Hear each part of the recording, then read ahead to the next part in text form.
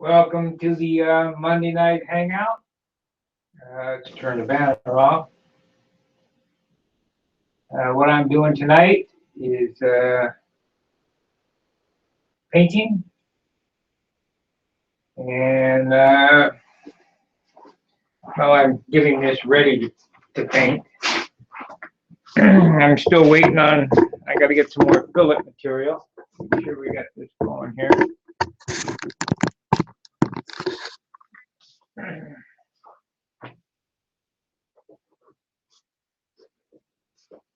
I put the fillets in. Put the fillets in the top tonight. I still have to do the bottom. Today I posted a canopy how-to, and now I did the wheel doors, primed, sanded, and got them ready to go. And now I'm working on the control surfaces. This is the first coat of primer, and we'll sand this out. Shoot another coat on it, and that should be sufficient. These were pretty close and ready to go without priming, but I want to make this nice, but I don't want to make it too heavy. I'm going to stop at 40 ounces.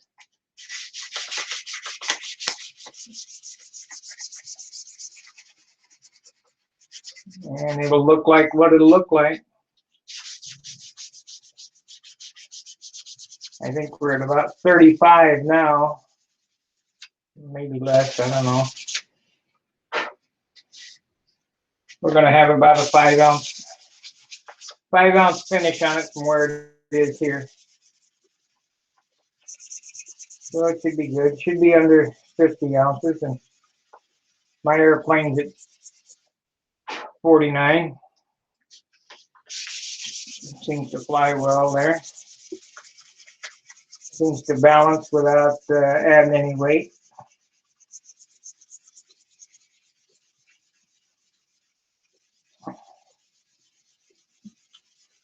That's the whole thing, is to stop painting when it comes in balance.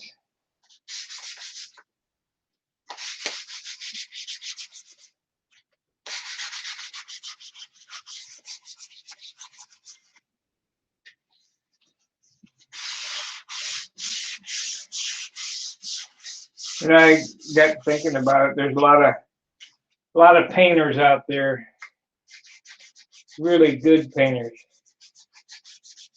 But the difference in what we do is weight.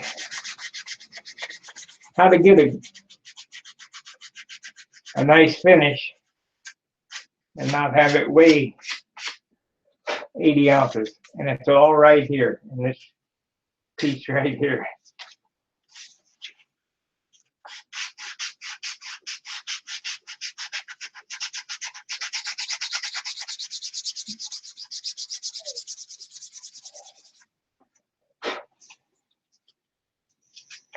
Be sure to like, subscribe, share my videos. We're almost up to 30 shares on the pocket hinges. 30 likes, I mean. I think 27 or 28. If you haven't watched the pocket hinge video, please watch it and give it a thumbs up. I really want to know what happens when you hit 30 likes.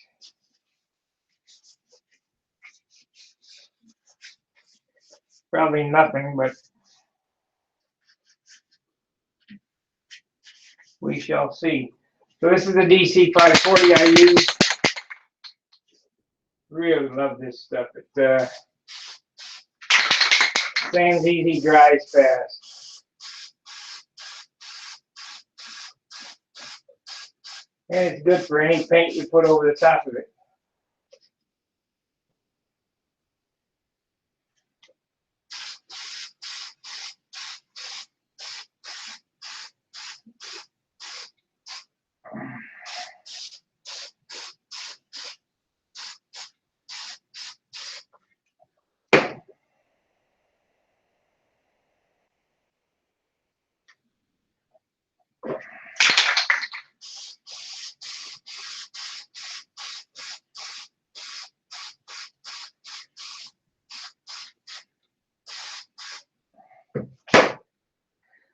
So that's that.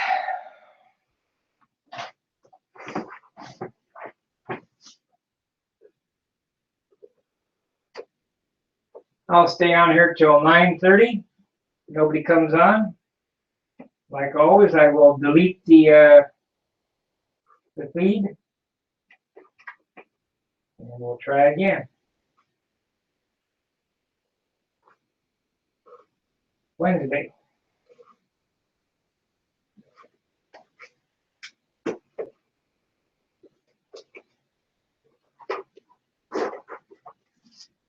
Yeah, that's good. That's good. That will take paint nice.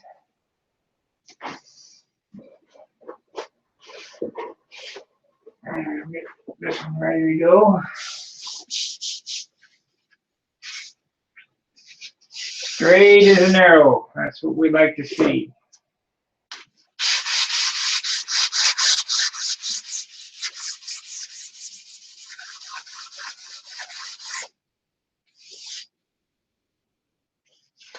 Can't get any better than that.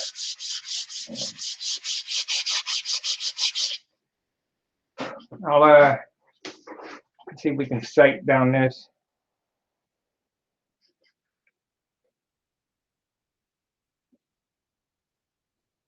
I can't tell whether you can see that it's straight or not, but it's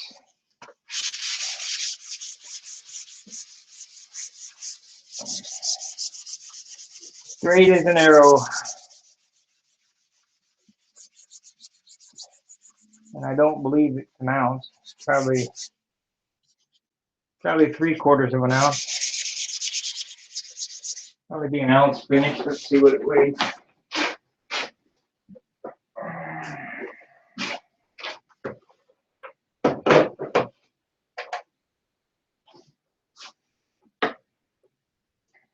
.8, so just a little bit over 3/4 of an ounce. Probably be an ounce painted.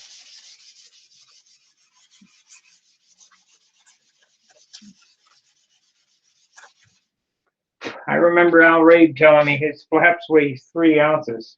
God, that would kill me.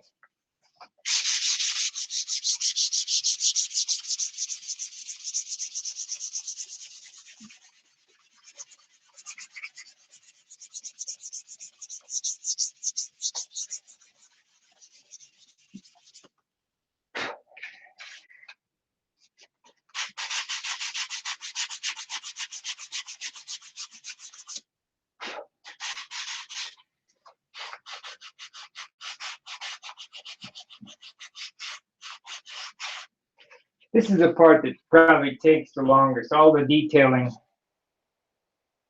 You know, I built the airplane relatively quick. Last year I built the wing, probably 3 days. It sat up on the shelf for a year. Built the fuselage the next day, you know, one day, and did the elevator stabilizer. But this tinkering and finishing is what takes the longest amount of time. Building is fast, finishing is slow.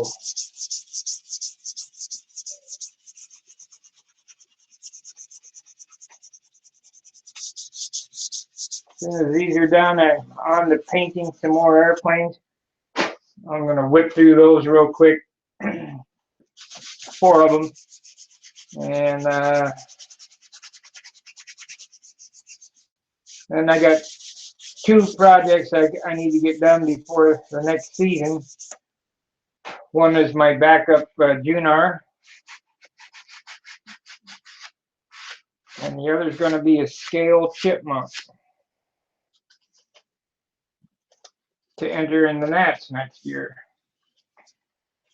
Whether I get it done or not, I have no clue. My shoestring is basically done. I won't play with it anymore. It did what I wanted to do. It would have been nice to be in first, but first at Rodax and third at the Nats is not too bad for my first time at scale. And at that time, I think I had 4 flights for the year.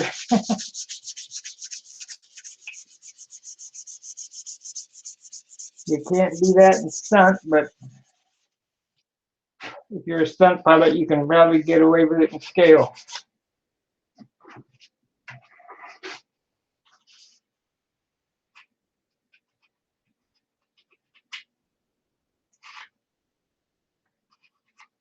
I could have flew today, but I had some things that were pressing.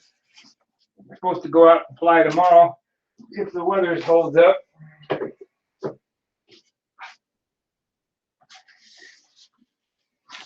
Because next season I really want to make the cut. I just one time.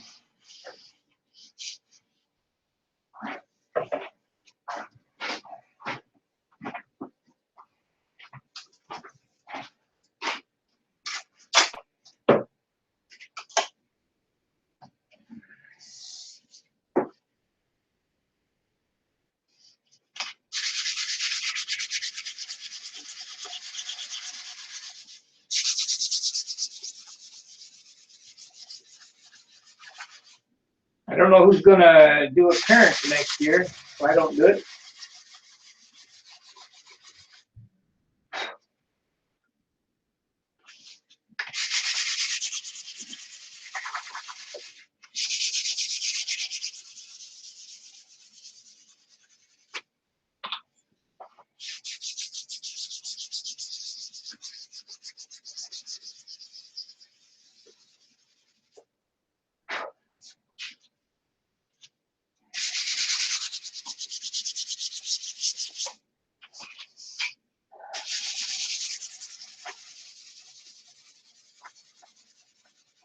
Let me give you a rundown on the finish on this.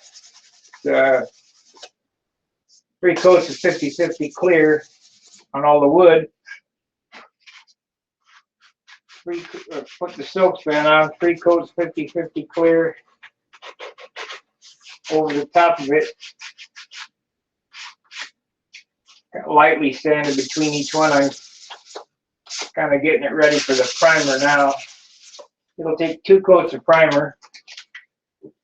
The first coat here is adjusting and kind of shows you where the mistakes are.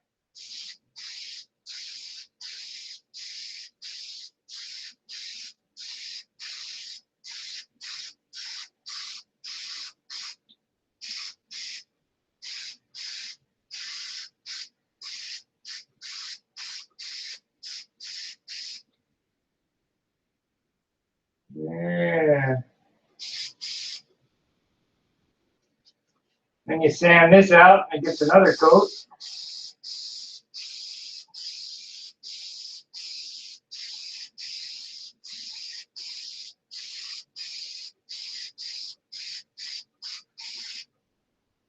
That should be good. It's pretty close now. All we're trying to do here is fill grain.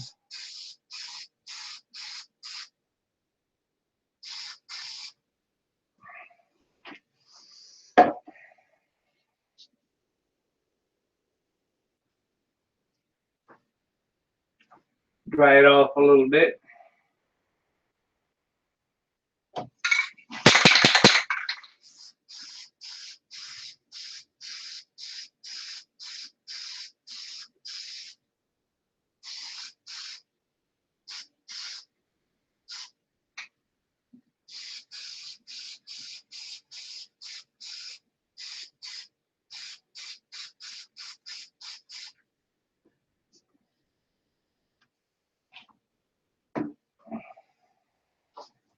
I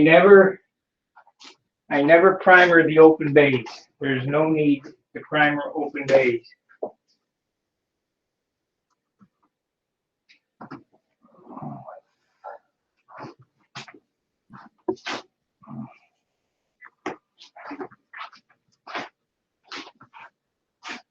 Out of that can.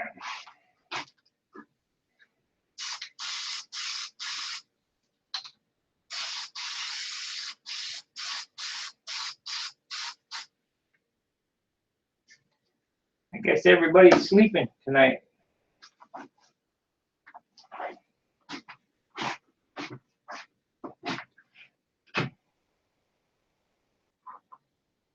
Remember, it's by 9:30. If nobody's on, I'm gonna I'm going to shut off the stream.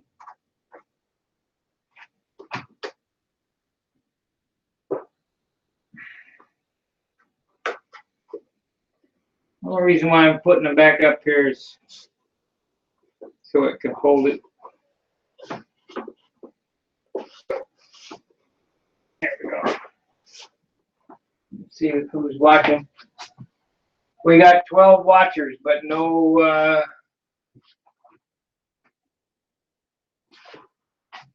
no talkers.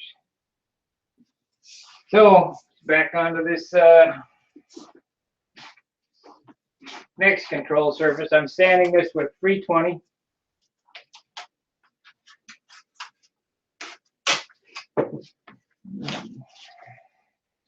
It starts out, you know, it's pretty flat and pretty nice.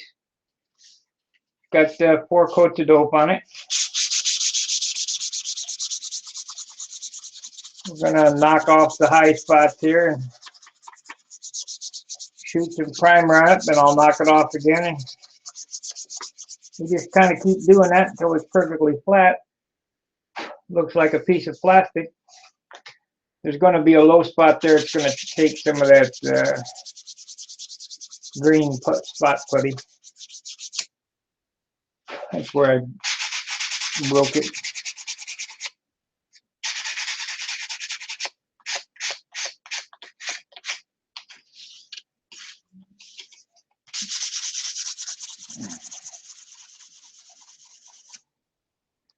Let's see here. I think I might be able to zoom out a little bit.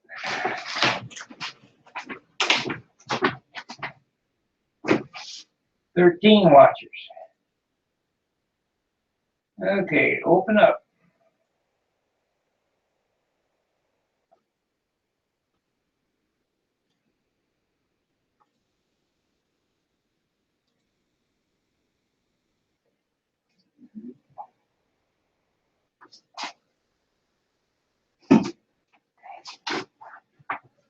There we go. I'll lift it up just a little bit.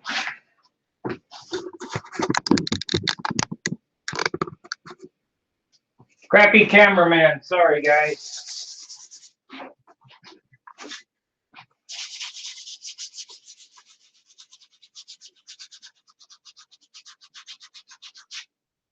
Sure hope somebody comes on. Got lots of watchers, but no talkers.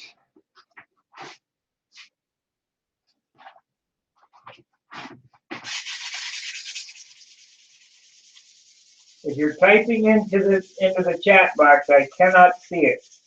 I do not know how to get that function to work.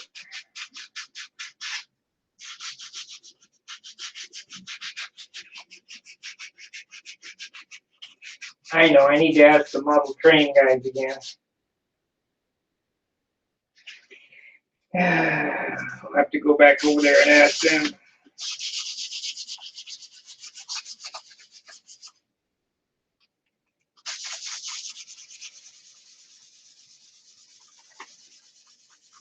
Looking to have this thing painted by this weekend.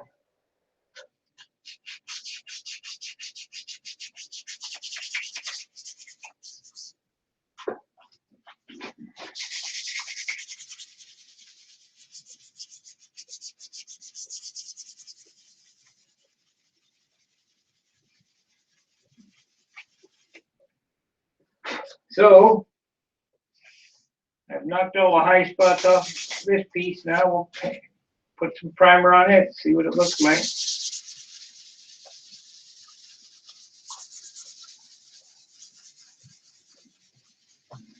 Got to keep these elevators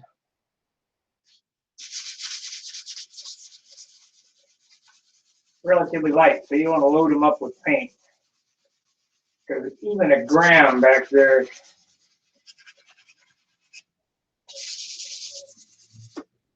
really is a hindrance.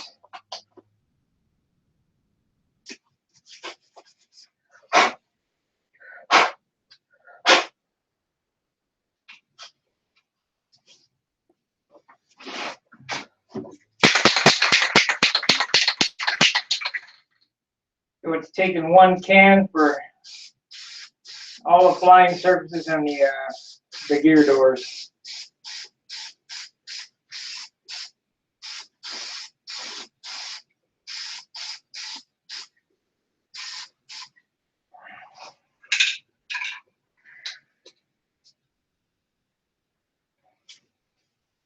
This is going to take some massaging, this one.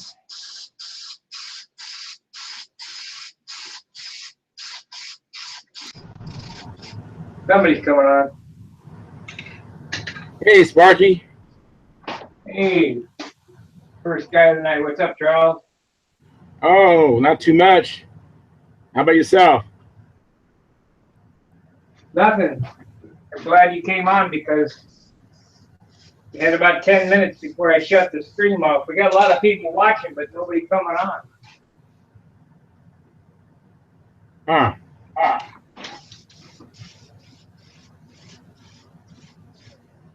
So what do you think? Does this look all right? I think it looks more than all right. Man, I love it. Another Continental.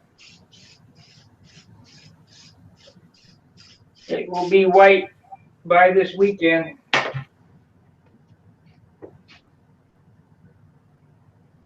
Did you watch the videos that I put up about canopy mounting? And You know, I saw the canopy mounting. I didn't get a chance to watch it yet. But I've been working on my Strega ARF. Finally got those hatches finished. Well, one of the two is completely finished, and the second one is add some trim to it.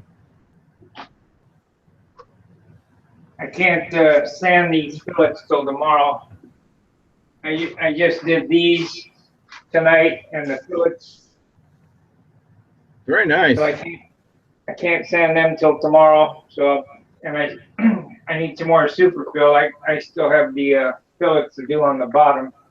I see. But we'll get that tomorrow. Let's see what it's the weight, right? I don't want to make this thing too portly.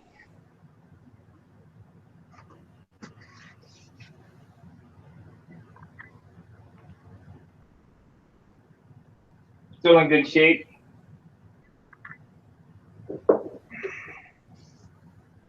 $28.5 ounces, so. Well, that's light. Now, when you weigh that stack of wood, how much is that stack of wood? What stack of wood? Remember when you said, here's your kit last week or so? Oh, I don't know. I didn't write it down. It was about a pound, I guess. Wow. 28 ounces. That's pretty amazing. Yeah, but you're going to have another 5 ounces of paint. So there's let's say 34 ounces, plus you're going to have 10 ounces of motor, so there's 44 ounces. So it'll be 49 ounces by the time it's done.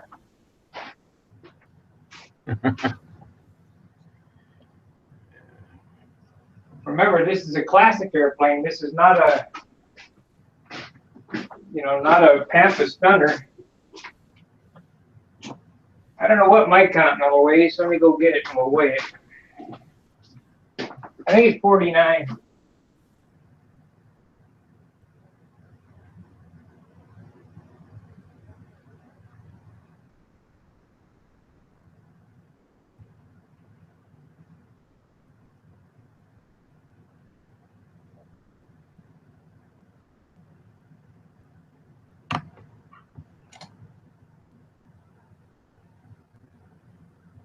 Okay, my airplane ready to fly weighs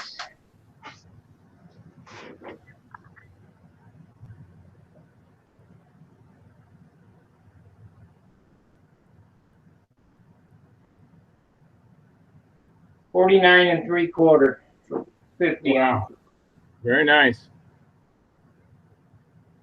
Yeah, I watched a lot of videos of that plane being built. These are the same airplane.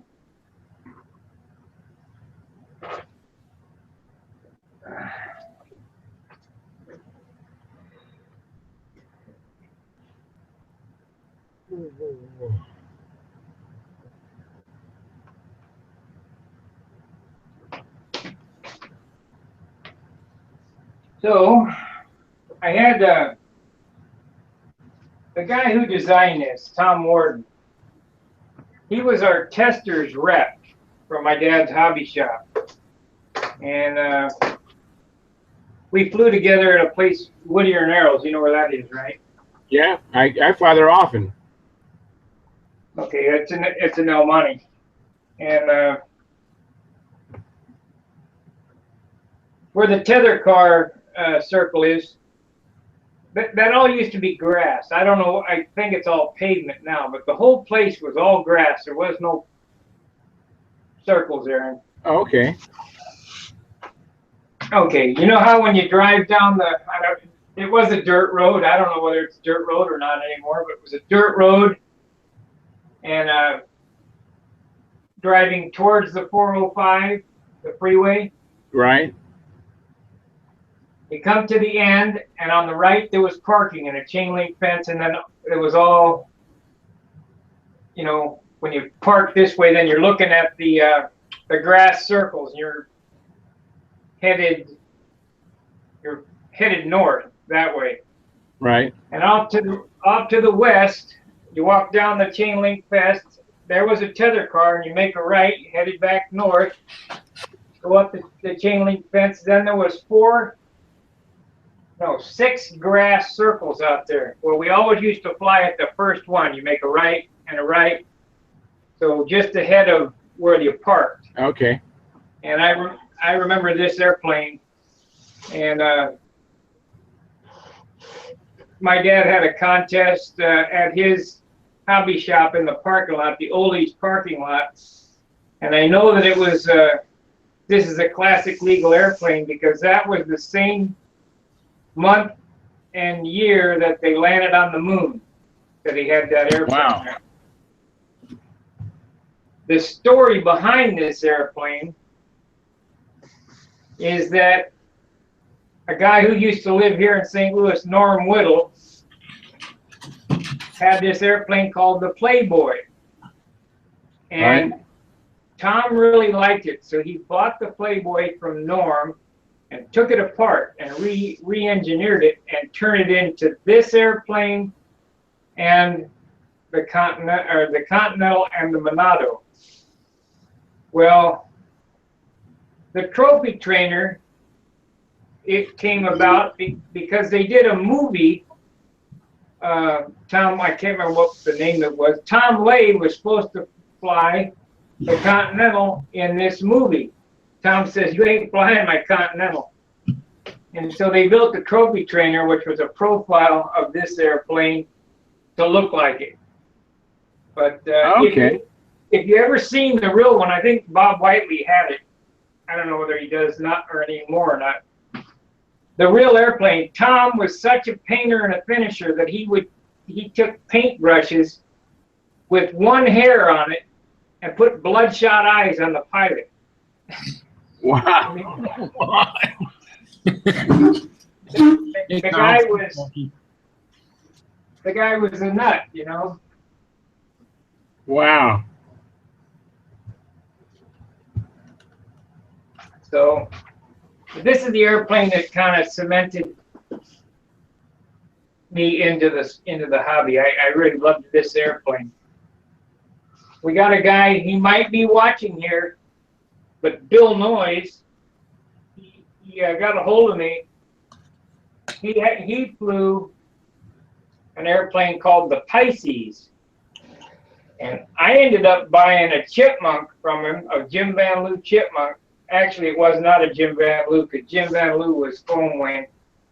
They used to, model airplane news, they used to have a plan of a built-up fuselage, a built-up wing Chipmunk, and I bought that from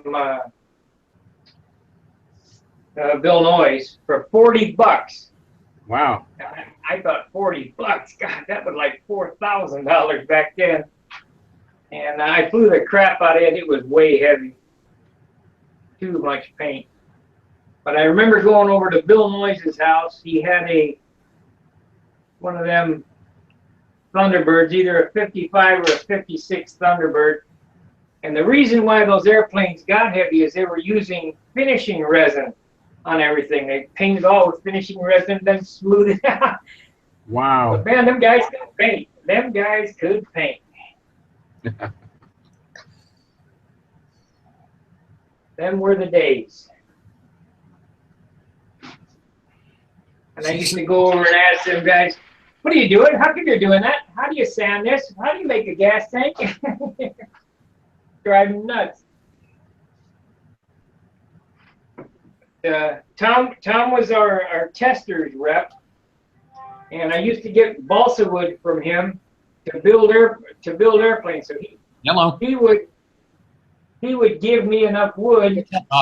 Hang on a second. Leave that mute. Are you mute? Mike, mute your mic. Yeah. Let me do it for you. Let's see here. Okay, yeah. There we go. We muted him. Anyway.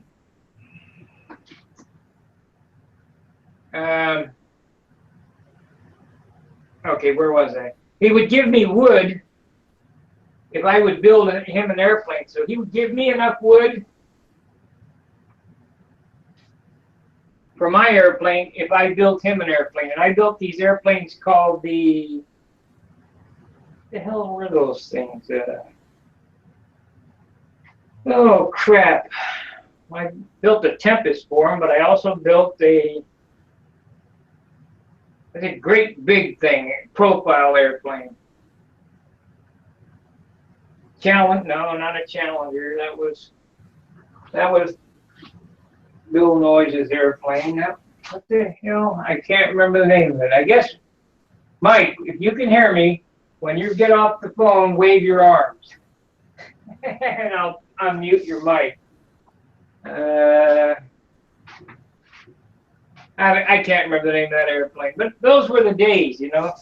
We used to ride our bicycles to Ed's Covina Hobby and come back for a quarter with a bunch of wood. Hey, Daryl. Hey, how you doing, man? Good. I got Mike on mute. When he's done talking, if one of you guys would let me know, I'll unmute his mic. Okay. I can't see him if he's still on the phone or not. I think he's off the phone. Yeah, he's off the phone, Sparky. Well, let's see here. He's waving his hands. Okay, so we'll unmute him. All right, Michael, you off the phone? Not yet. Oh, I thought he was. Hey, All Daryl. right. Hey, how's it going, man? Doing well. That's good. My mistake. I thought he was off. That's all right. Doesn't matter. What I'm doing tonight, guys, is I'm tinker finishing. Getting ready to finish. You put that super fill right over the fabric, eh? No, I don't use, you mean over the silk span on wood surfaces I do, but never any on the open base. That's what I mean, yeah, because you cover the whole wing. You don't leave open balsa for your glue joint, do you? I tape this area off if I'm gonna use super film on anything. Take the open bays off and then paint only the wooded areas and then do it. But I'm not gonna do it on this airplane because it'll get too heavy.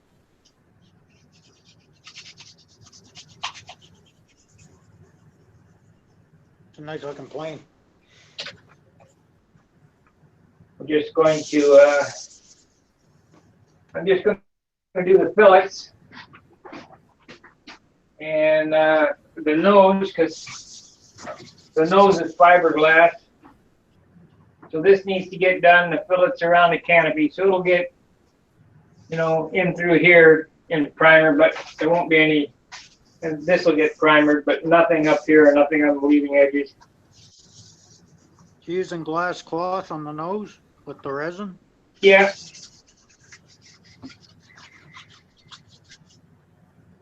Got to keep this airplane around 49 or 50 ounces, and if you put a bunch of paint on it, you know, end up ruining it. So you got to make it look as good as you can. I mean, I was going to call him and ask him, you got two choices.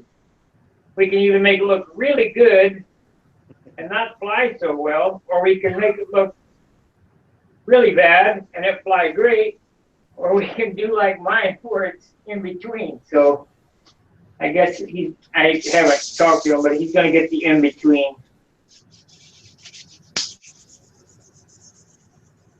Yeah, I think I'd take the performance over pretty myself. If I were to just get it ready to go right now, I'd probably fly the best because it would end up, let's see, it's 28, it would end up 38 ounces this way. But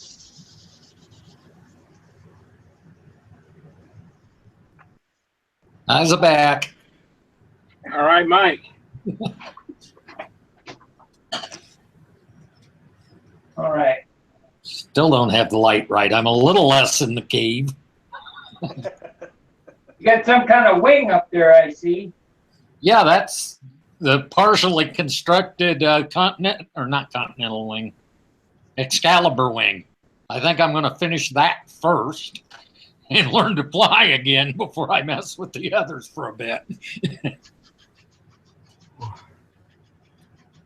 Yeah, I'm going through that relearning to fly process now. Huh. It looks like Question. Anybody know anything about, markers of ever now. does anybody amongst you know anything about an OS FX 46 and how to set that up for stunt? Ask Randy Smith. Send him a message. He'll know. Who's that? Randy Smith on the engine forum. Send him a Okay. message. Yeah, I know it's quite a little heavier than an LA, but it's quite a little more powerful too. That kind of, for 40 size engines, I'm kind of sold in those Brodak 40s. They got good power and they're so friggin' light. Can't get him no more though. Yeah, he's got them back in stock. Wow. What? He's got them back in stock. Are we guys? Yeah, I bought one there about 3 weeks ago. What are those running? $100. That actually isn't bad. They're actually like a good running, non-vibrating, powerful Fox. That would be a good thing. They're It has a funny. pretty impressive 4.2 brake. I have a friend who has one, and I was so impressed with how hard it brakes. It's a really nice, really hard 4.2 brake, really powerful. Well, it's designed specifically for control line. Now, I have a 25, but I haven't run it yet. I gotta figure out what plane I'm gonna put that in. I actually have two planes I got from my dad I could start flying again. I have a All-American Senior with a Fox 35 in it, which I'm sure would be fun, interesting. And I have a old Flight Streak with operable flaps with a OS Max 29 on it. I'll bet that'd be really interesting. You Yeah. better get busy. The season's about over. What? You better get busy. The season's about over. Yep. I'm looking more towards the next season. I'm also thinking more and more on the lines of trying, if I can save some money, to go east in June. I would love to go see Brodax at the least, or maybe fly. Depends on how quick I can relearn before the winter gets here. You're going to Brodax, I would make it within the next year or so because this year was supposed to be the last year, but he got better, so he's going to do it on a year-by-year basis. So no guarantee we'll have it, you know. That's kind of what I'm thinking, so I want to go at least once. That's what I did. I went this year for the same reason. I want to go at least once, and I'm really glad I did. Nothing like it anywhere. Valley? Nope. Oh. 5-day drive from here. I think it's about 1,500 miles from where I am. I think I'd be coming from where I am. I think I'd be coming through your stomping grounds, Sparky. We're pretty close. You go right through here. Yeah.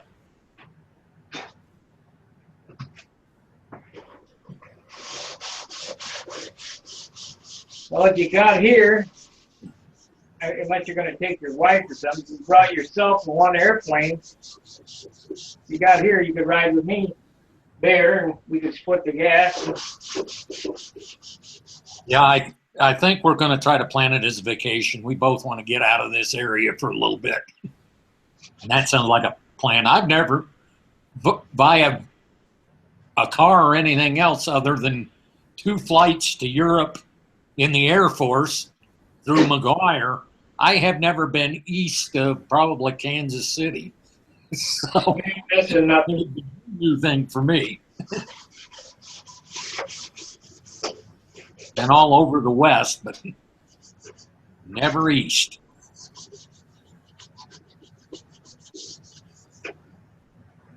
I do all my traveling on my bike. I would if I still had one and I was single without 2 dogs. Sidecar. It would be a bit of a challenge to ride a bike with about a 60-pound lab and about a 30-pound littler dog. Yeah, that'd be tricky. Anybody do the Ringmaster event this weekend? I didn't. I was supposed to go, but I didn't get out. I'm kind of really focused on getting this airplane done here. I've had these jobs for so long, I got to get them out.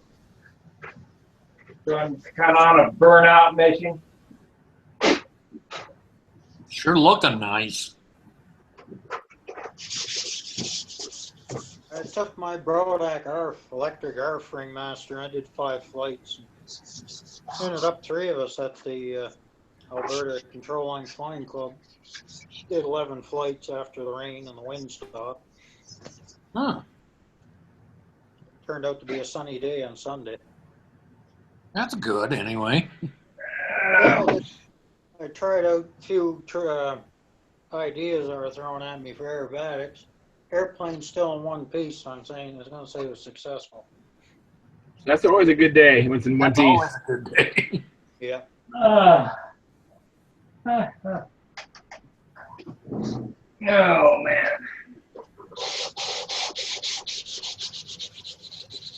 Well, the hangout is becoming popular, at least for some to watch. I wish more would participate. Yep. I think we can do 10 at a time. We wouldn't know what to do with 10 of us on, I don't think. I think it'd be cool, though. Most we had was 6 so far. That's not bad, though, considering how long it's been running. If you guys haven't watched my hinging video and you haven't liked it, make sure to like it because I'm almost up to 30 likes. And something's supposed to happen at 30 likes, and I want to see what happens. I think I have watched it and liked it, I did. shared it. I'll make sure I watched it. I think I watched it, but I'm not sure if I liked it. So I'll double check and like it. He always reminds you. That's when you got to do it. Yeah, when it reminds you, yeah. Well, sometimes I watch it on my smart TV, and that's what the problem is. If I watch on my computer, I can click the mouse, but when I watch it on my TV, I can't do that. Yeah, you gotta hit the Somebody's center button ready that to come pause on. it, arrow down, Ah, and you gotta arrow left where it says more. Hit more, and then on the right of that, it'll show you the thumbs up or thumbs down. A few other options. Okay, I'll try that. Hey guys, Hey, what's up, Jared? trying to get the camera to work again. oh, okay, Jared. There we go. Dan McAtee get a hold of you? Yeah, I got his email.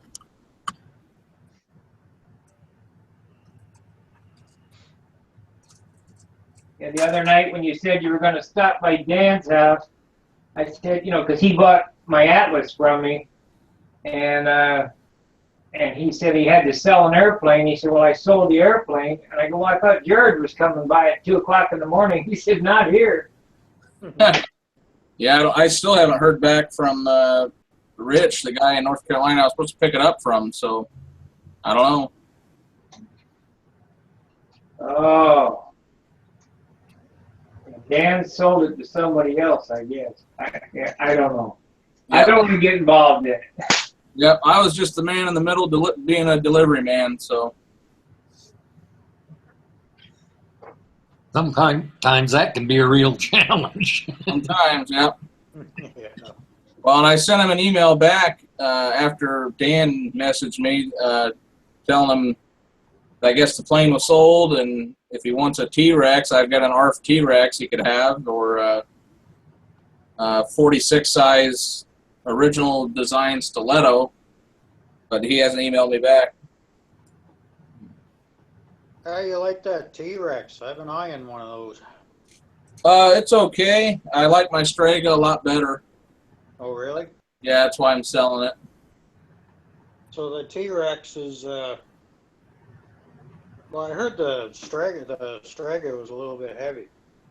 Yeah, mine is about 78 ounces, That's and a it's lot. an ARC. It was an ARC, basically an ARF stripped down to an ARC. Yeah. So I'd like to kit, or not kit build one, but basically kit build one out of just all contest balsa, and try to make it as light as possible. Yeah, I think Brodex sells plans for all those planes. Yeah, Make your airplane 60 ounces, no problem. yeah, I'm sure it'd fly a lot better yet. Now your T-Rex, how's that for weight? It is lighter than my Strega. I can't remember exactly what it weighs. Well, the saran wrap helps a lot in the weight. Yeah, the thing I noticed about the T-Rex is it's real draggy. The everything's real blunt and flat on it. The wing tip is almost flat. It was rounded too much to the point where it's basically flat. And when the motor quits, you can just see the thing just slow down in the air instantly. Where the other planes, you can glide almost 3/4 of a lap, full lap. The T-Rex is like it's got a drag brake on. That airplane was designed about the time that I was building my Thunderbolts by Bradley Walker.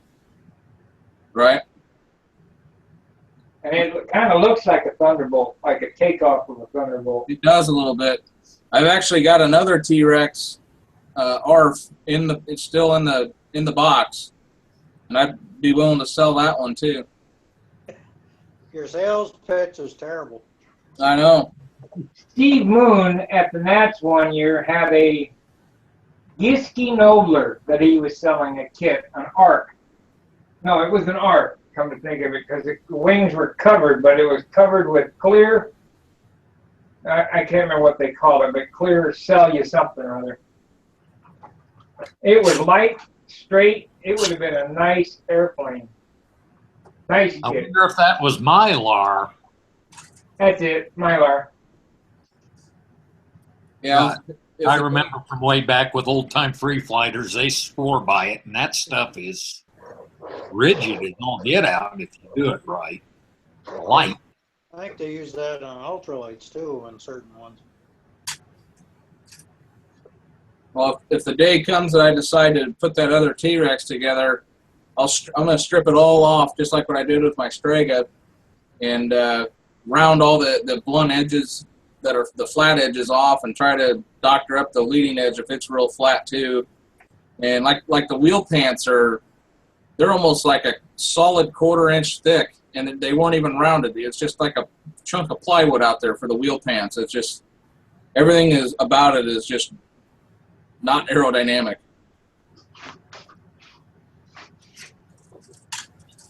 I finished off the wheel skirts on this today. Can you see them? Oh, Looks those good. They're all sanded and primed. Those are the ones you did in your video? Yep.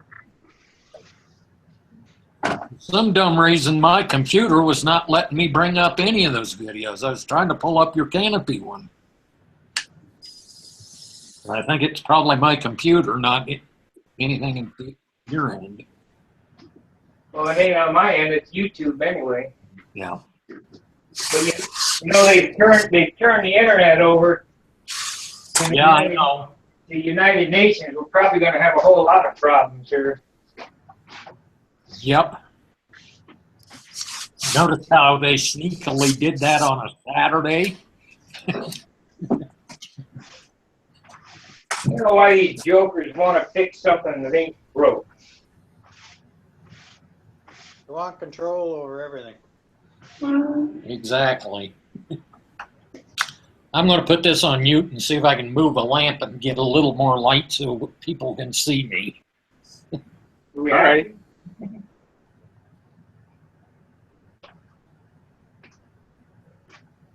I was going to work on my model tonight when I was running out of steam.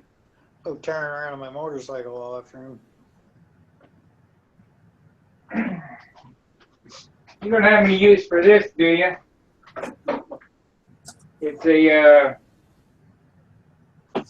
part number 32423-99.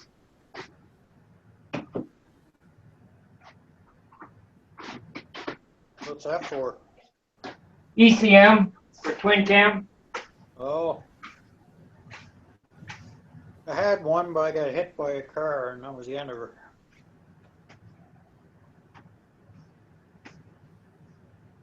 Has a stage 2 download in it, so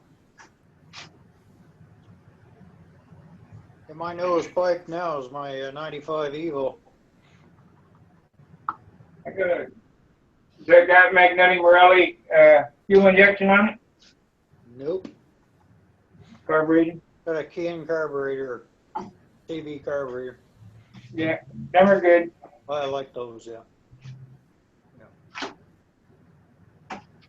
I don't need a laptop to make an adjustment.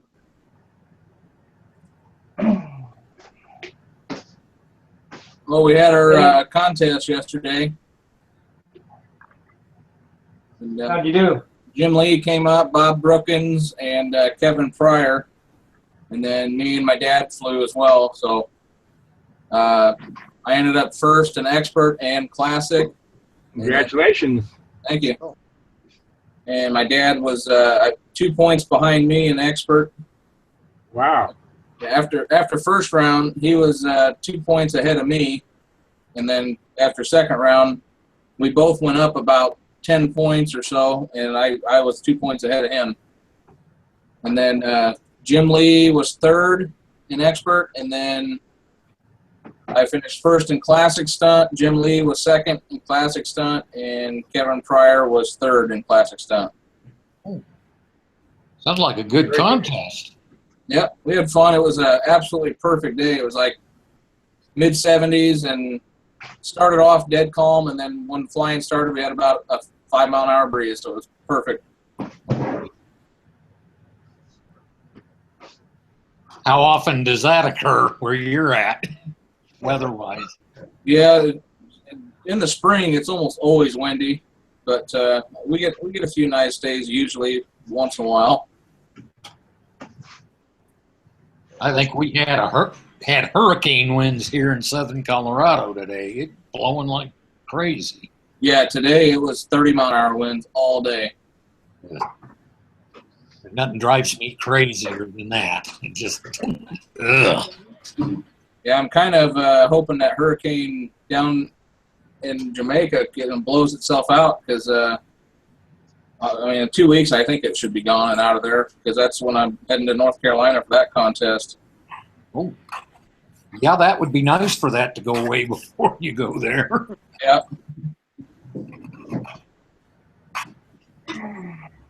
Yeah, it's always windy here in the fall, but it's not that bad.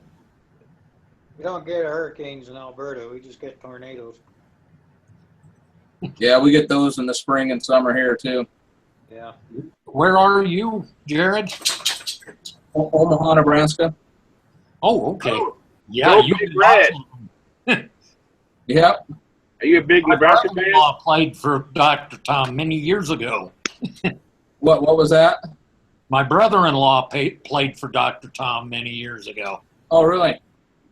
Yeah. Yeah, I'm a Husker fan. All right. We got a piano behind you. Rodden, so I'll leave that alone. We got a piano behind you. Yeah, a piano in major disassembly that I'm going to try to put back together and get playable again. I got so many irons in the fire, it's ridiculous. Yeah. That's how I am. I got so much shit going on right now. I was late getting on because I had to go to my storage unit and get my trailer because I'm driving up to Norfolk, which is about an hour and a half, 2 hours away, to look at a new pickup truck. And I get to my storage unit where my trailer is. I got my 73 Cutlass sitting on it, and I don't know if a wire that powers the ignition switch or got broke, or if a rabbit chewed the wire or what, but I couldn't get any power through the car to get it to start and move. So ended up having to basically hot wire the car to get it to start and get it off the trailer and to bring my trailer home for tomorrow. Sounds like a load of fun, Mike. Yeah, so now I get a jack with that sometime too.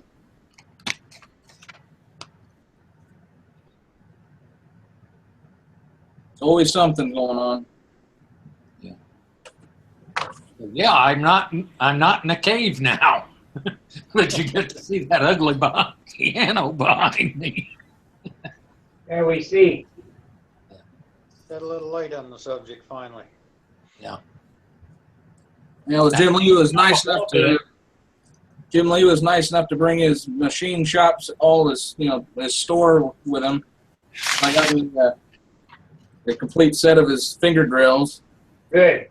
Those are nice. Yeah, and got some tongue mufflers and some Venturis and other knickknacks. So Yeah, I need to get with him to see about getting a Venturi and a needle valve for that 46 FX. yeah, I'm sure he's got it. Because that thing did have a rear-mounted needle valve, but that was one of the few problems with it when I got it used. I paid $30 for it, but it had $20 shipping because it came from Israel. Oh, wow. So that isn't bad for shipping from Israel as far as I'm concerned. He made me this piece, which is a 3/4 inch prop extension. This is the nicest prop extension moving. Yeah, I got a couple of shaft extensions too, and I don't know if I think it might not be quite like that one, but Mine was custom made for me. I wanted the nut to be for a Randy Smith spinner nut, and this one here I had to make this tang 1/4 inch longer so that when it goes through the back plate of the spinner. can you hold that up a little higher? It's like in the icons of everybody's picture. There you go. And so what was the other end you were talking about? I had him this end here. This end goes to the spinner nut on this side, and then this is the where the wrench goes. And this goes into the extension. Well, I had to make this tang 1 inch instead of 3/4, so that when you go through the spinner back plate here, you have more sticking down into this, if that makes sense. Right. Yeah. There wasn't enough sticking into this after you put the back plate on it. I haven't drilled that back plate out yet.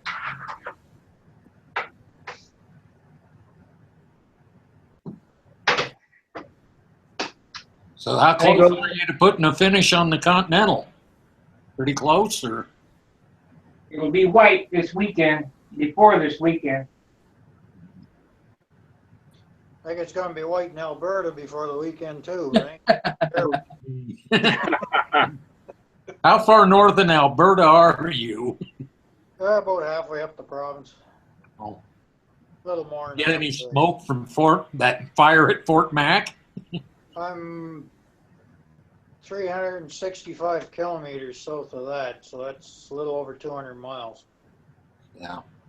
Yeah, my Did they ever get that contained or out? Oh, it's out. Nothing left to burn. It had to go out. That's kind of the impression I got. Oh, it's like the federal and provincial government wanted it to burn because they turned down 5 offers to help put that fire out. Yeah.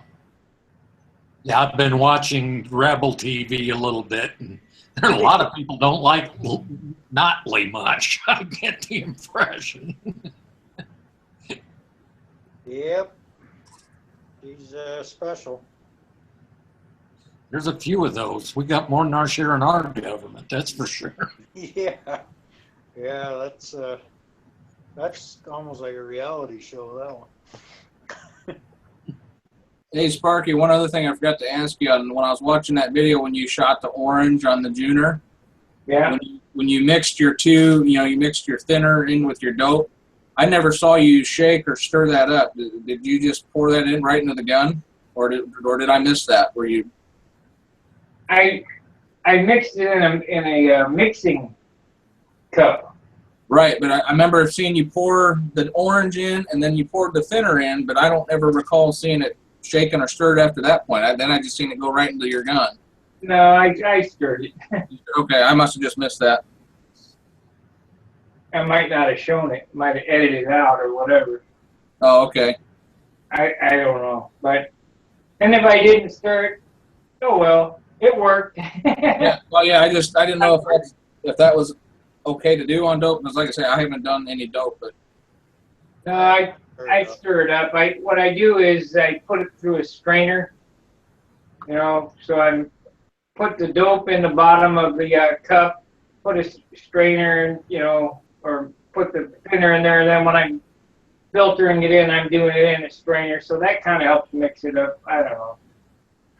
I don't remember. Yep. But yeah, I stir it, or try to. Yeah.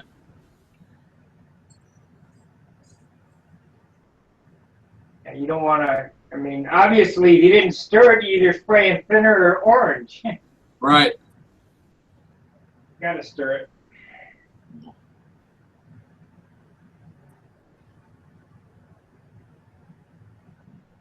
Yeah, I'm trying to remember. I did that over there. Yeah, I stirred it. I used a stir stick, I'm sure. Probably laying over there. Hey, look. I think I remember you stirring that up before you poured it through the strainer.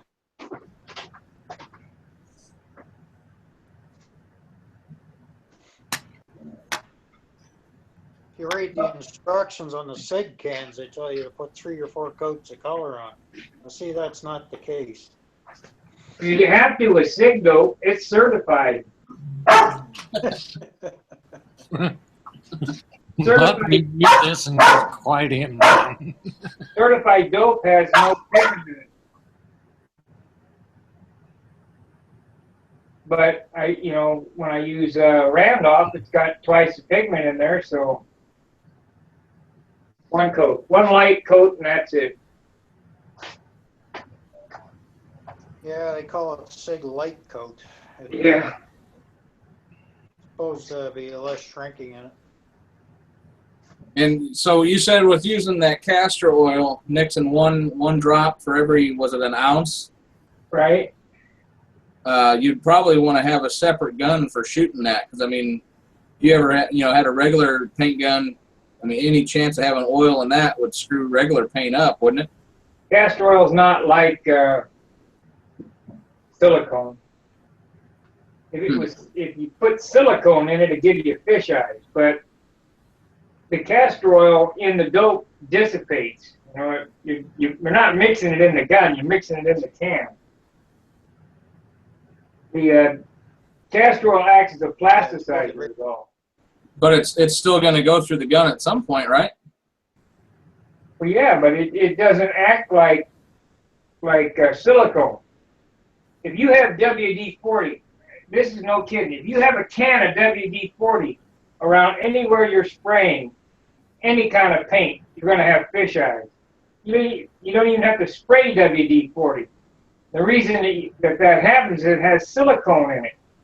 Silicone gets in the paint and gives it fish eye, but castor oil doesn't. Kind of like spraying oil-based paint. All right. Castor oil is a natural oil too. It's not a petroleum based. But instead of being a chemist and learning what I try to teach you, just don't even worry about the castor oil. Your airplane's not going to last 30 years, Okay, well, good. most of ours are 30 years old. My Strega is the newest one out of the bunch. But like I said, we've always used Emeron. Oh, that's really heavy stuff. My oldest planes are the ones I don't like. Yeah, I'm guessing that flight streak of my dad's is probably built in the 60s when we were flying control line. A long, long time ago. You better hope it was built with white glue and not with ambroid. We used our share of ambroid, but it seems to be staying in one piece, so unless he built one later. I'm sure that Max 29, especially with flaps on a flight streak, I'm sure it'll do a pattern, but it's probably going to do it real quick. Flaps on a flight streak. You got me thinking now. If you stretch the fuse 2 inches. I can barely hear you, Daryl. Then flaps on a flight streak. If you stretch the fuse 2 inches, he's got me thinking. Okay. Yeah, this is a standard flight streak. I seem to remember he tried doing the pattern with it, but it was hypersensitive, I think. Best flight streak out there is Danny's Yeah. flight streak with the chainsaw motor on it. No, thank you. Got I about don't need to go for a daily drag.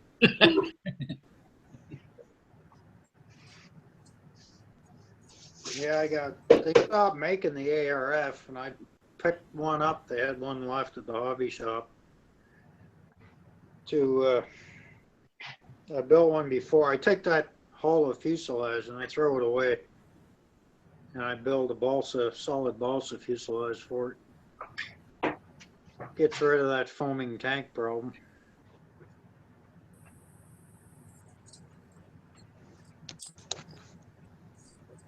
I like to stretch them a couple of inches and make the tail bigger on them. It seems to smarten them right up.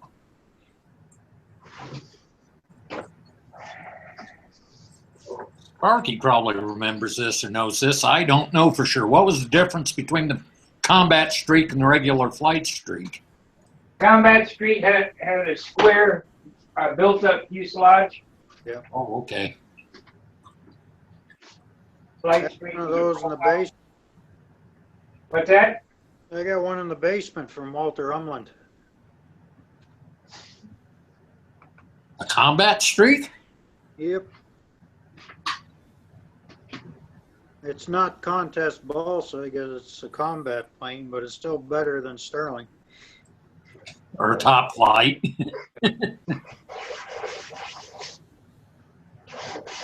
Remember who? And it can't possibly be as bad as that wood was in that Ambroid Aries my dad built. That almost didn't look like balsa. Yeah, the other thing in those days is they didn't have that was all wild wood too. I mean, now I think what they call it, cultured wood or something. It's all grown. Growth, whatever. Yeah, I always got the impression balsa was the junk they wanted out of there because it grew like weeds, so the big hardwoods would grow. Weed, yeah. But it is considered a hardwood. But it was not nearly as valuable as rosewood or that kind of the Brazilian rosewood or whatever. Ordillo, I think it. The Actually, sad thing about balsa wood is the good stuff is left laying on the ground. I think that's what they make those bird choppers out of, isn't it? The windmills, Yep. the laminate balsa core. That's where all our good balsa goes now. No, the good balsa is left on the ground. They don't ship it over here because it doesn't weigh anything, so they don't get any money for it. The containers are done by weight. oh, good grief. So there's still good balsa available, except it's laying on the ground in Brazil or Peru or wherever. Ecuador. Thomas Case, who's a Brazilian guy, we had talked about, he was thinking about getting in the balsa business, but he's a Brazilian, I call him the Brazilianaire. But Oh, I guess, yeah, you might have a heck of a market for that, for good balsa. You can't find any builders anymore. Yeah, I balsa, kind of get the impression we're rattlers sometimes.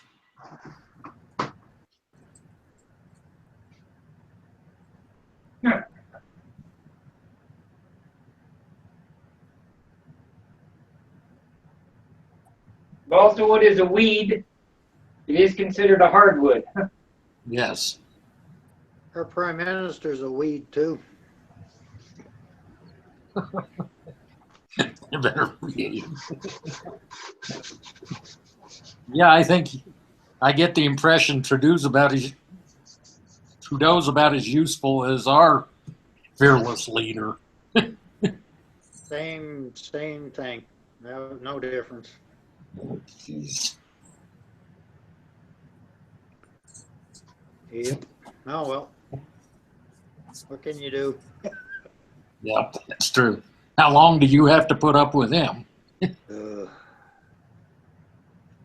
Another 3 years. Oh my. Hang in there. We only got a couple more months for our guy. Yeah, you guys. Unless he invalidates the election. He'll be evicted then. Yeah. Then Hillary Clinton takes over, right? Not. God help us. Not. I guess Julian Assange is supposed to be coming out with something tomorrow. It should. I'm going to stay awake 2 o'clock tonight. He's coming out with it. I'm going to be watching. What's going on?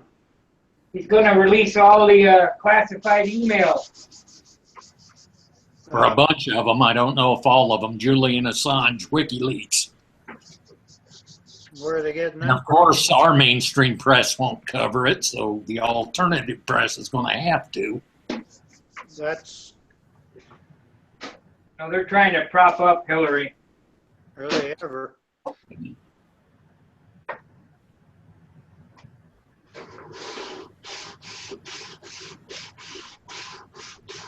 Yeah, the media is, I don't think it even realizes what it's doing to itself. It's supposed to be non-biased. Eh? Yeah. They're supposed to be the fourth estate of our government. When everything else fails, the press is supposed to be a counterbalancing effect. They're not supposed to be bought and paid for. Well, I'm going to tell you something, and you look it up on the computer. It's called the Smith-Mundt Act. When the Smith-Mundt Act got repealed in 2012 by the Obama administration, that gave the United States government the right to feed us full of propaganda. Yep. I heard something about that. Yeah, the news is not supposed to be rumors and propaganda, to quote military type talk. So it's all the Delphi techniques on all the citizens. Yeah. I don't even watch the news anymore because you can't believe it. You don't know what kind of spin they're putting on it, or it's just, I don't bother. I'd rather be uninformed than misinformed. Probably right there. Hopefully enough people have enough sense not to put Hillary in the. Yeah, but I don't think Trump would be a good candidate myself. So You guys are screwed either way. yeah, I think so. We have two terrible choices. Well, you got a third choice and nobody's talking about it. Well, That's because he's a shill for the mainstream, for the Democrats. here's the way I look at it. You want to vote for somebody that you don't have, you don't like some of the things that person says, or do you want to vote for the person that you don't like anything that person says? So, Not to mention everything she's ever done. right.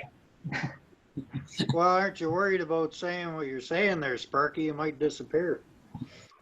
Yeah. Yeah, there's been quite a number of people have had that happen. It's amazing what happens to the witnesses that were up against her there. They just kind of one by one.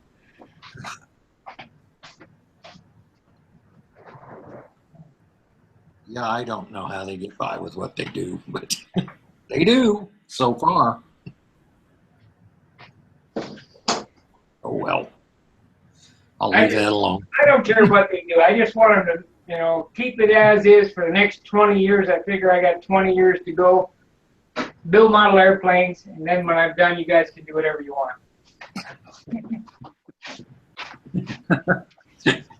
Born free. Yeah, I don't. Death.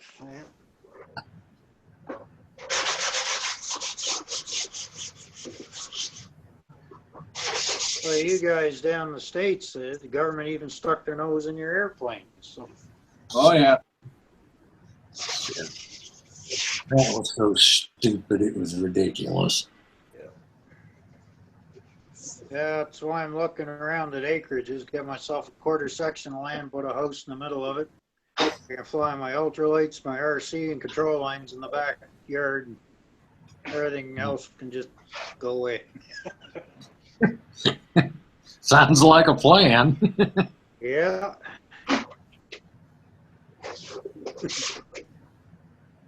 Jared's still on there? Yeah, I'm here. I'm watching you. Oh, I thought, When do you glue in your hinges on your flaps and your ailerons after the plane's been painted? the last thing to do before I go flying. Okay. I got a question about the hinge now. You make your wooden hinge, and you got the wire, and that's just sandwiched between the control surface and another piece of balsa. You got no hardwood or anything in there? On this airplane, because I'm building it for somebody, I'll probably deliver it to them with the hinges glued on. And those hinges never work loose with the wire just being glued in balsa? Pardon me? Say your hinges, that wire being sandwiched between the balsa, that never works loose or anything? No. They stay tight? No, you've got to remember the silk span goes around that thing. It's all held, when you build airplanes, if you do it right, one piece, acts for strength for the next piece. I'm thinking of the wire itself moving in the balsa. No, it can't. It's bent over. It's in like an L shape. Yeah, I've seen that, but I was just thinking of it coming loose in there at all, because the balsa's not that hard. But it's C8 in there, and then the silk span wraps around that cap, and all the dope, it can't come out of there.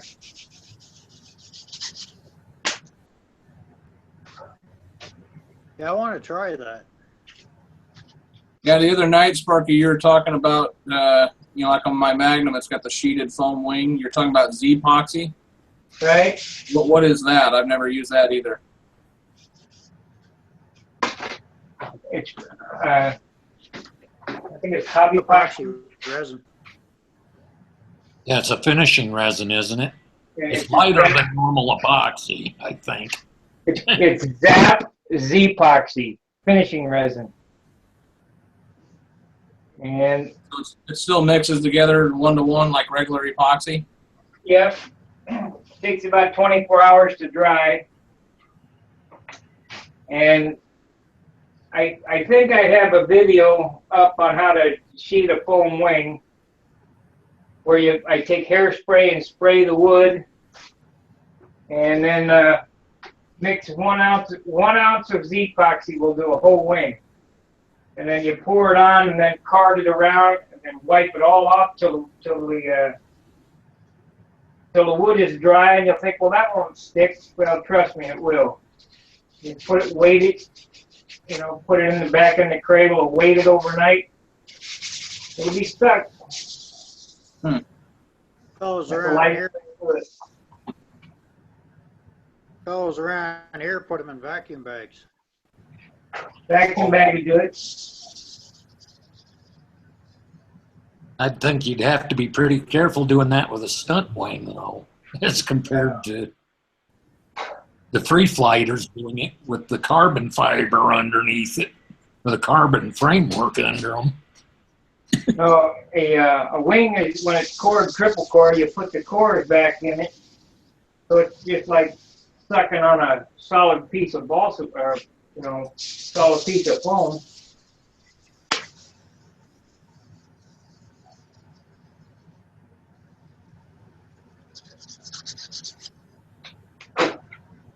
That's You're ready to solid. paint. Ready to paint. I can feel that fender getting at me again.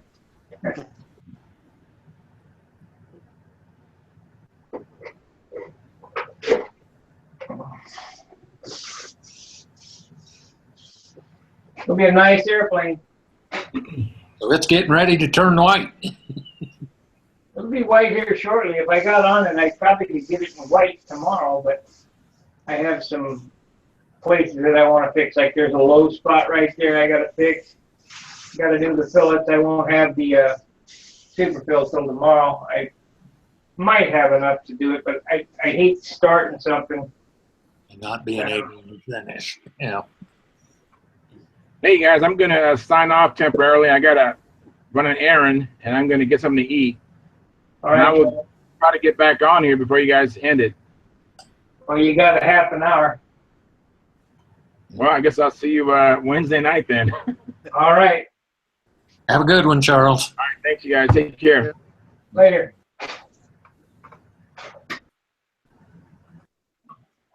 One other question, Sparky, on the when you're doing the dope finish on the for the color, when if you have any extra left in your gun, is it basically useless? Is it been mixed up, or can it go right back in the can and be used later? Yeah, I just pour it back in the can, or I leave it in the gun. I got paint in the gun right now from 2 weeks ago, and it's ready to paint. All you got to do is put the air on it and start shooting it. Wow.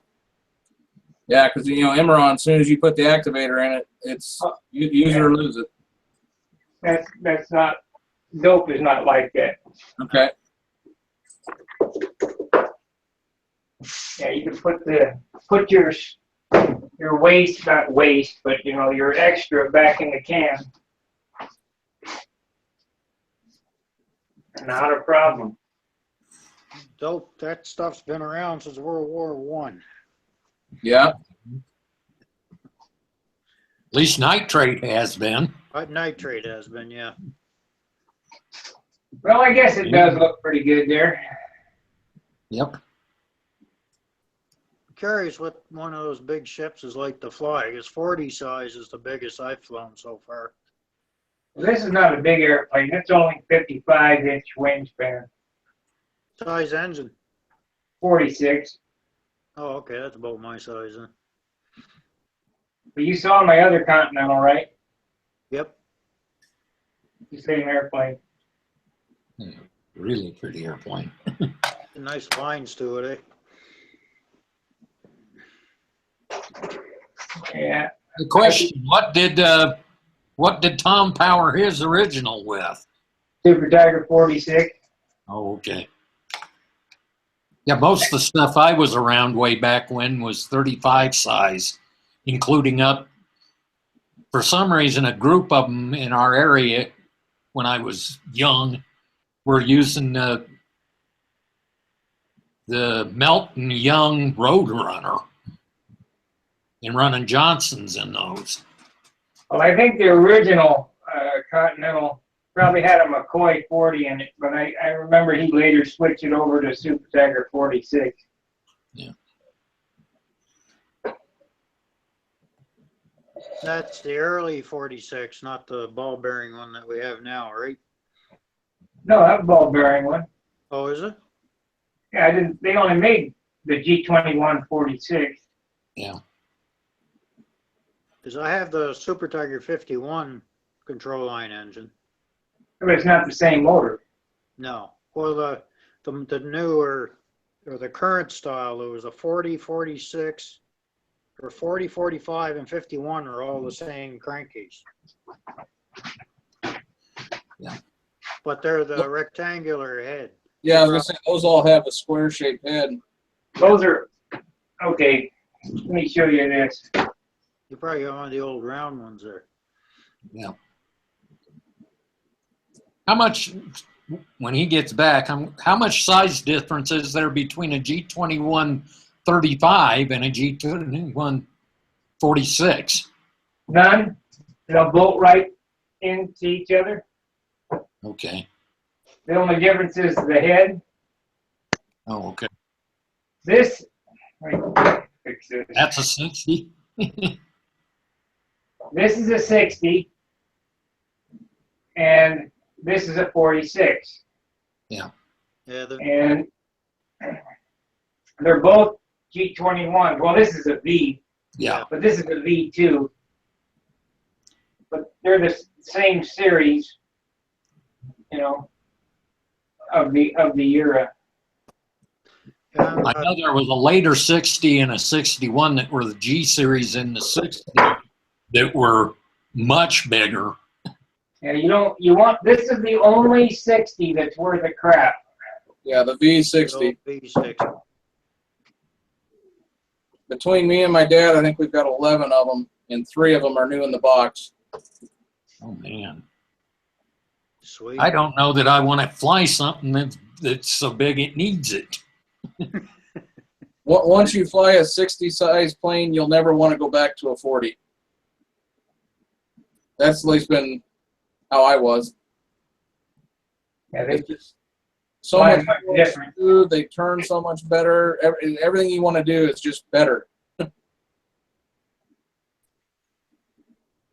I've been watching a couple, but I can't justify it. I don't have plans or a plane that requires one. So I don't know. I like flying my Continental because it's like a sports car. It's light, you know. It's 49 ounces. It's got the G21 46 in it. It has a nice turn, but it doesn't have the power in the wind like a 60 does. Yeah, that's where I noticed a lot. You know, and it's usually windy here. When you're flying a 46, you can just tell you don't have the authority out there. A 60 will just chop right through it, motor through it, and keep right on going. But 46, you get blown around a lot easier. Yeah, I know with the 40 size, the wind can beat you up. But I'll tell you, one airplane that's a 40 or 35 size, that blew me away how it handles in the wind. No pun intended. Was that smoothie, that old Veco smoothie. I just couldn't believe how well that thing handles wind. Bob Palmer design. Yeah, and he designed it for windy weather. Well, Jared, you saw my XL fly. I mean, I didn't fly it real good, but I only had 12 flights for the year. I mean, I can tell if that airplane is going to be a killer for the season because it's light, straight, you know, it's got power. Yep. Yeah, you get a little practice with it, get her trimmed out the way you want it. It'll be killer.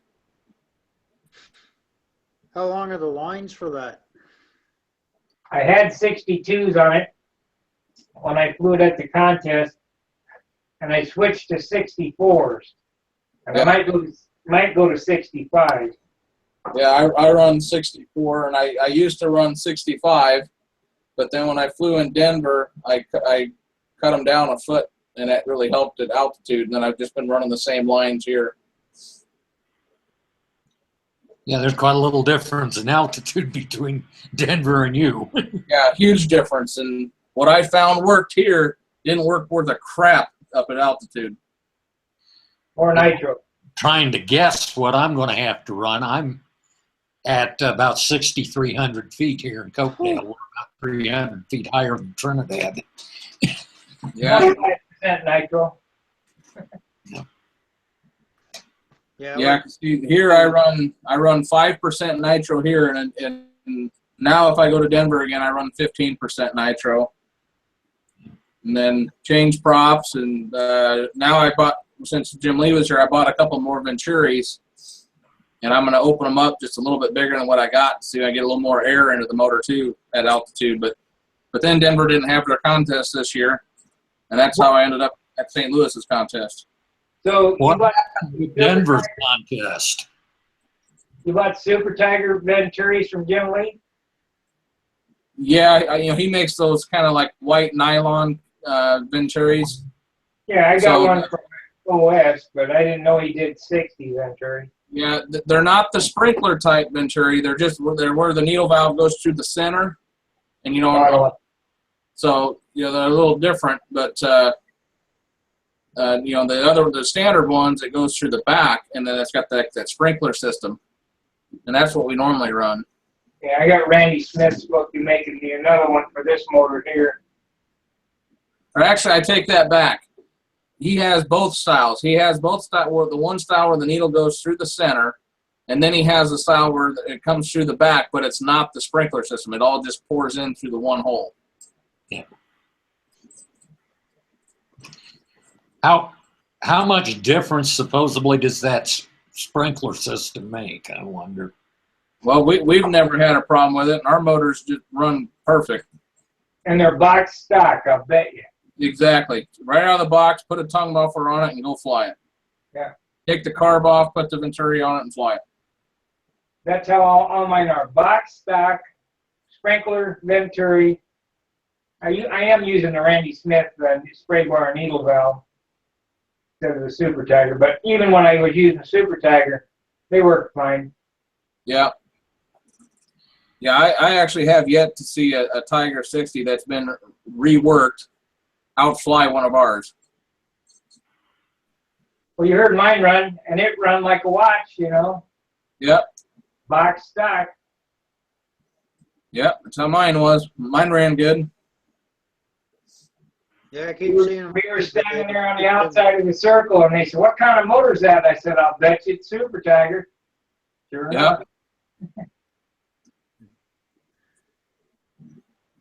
Can you still get those mufflers you have on yours? Who, me? Yeah. This is an original Big Art muffler. The one on your XL. That's a Randy Smith muffler, and he's not making those anymore, so you might have to look for Scott Dinger. He makes a nice muffler. Yeah, we just run a regular old tongue muffler, and Jim Lee sells those. All right, I got one of them right here. Yep, makes a nice mess of your plane at the end of the flight, but that's what we run. That's what's on my Monado, is a tongue muffler. But I really like the little muffler that's on my XL with the little weenie, because it's like a piped airplane, just a little bit of shit on it, Yep, yep, mine is taking an oil bath every time we fly it. That's all I use is tongue mufflers. Yep. Yeah. With all the old junk I've got, I think my best bet's probably to get on the engine setup for them and get with Randy Smith, because I've got the OS Max I have is a 29.3,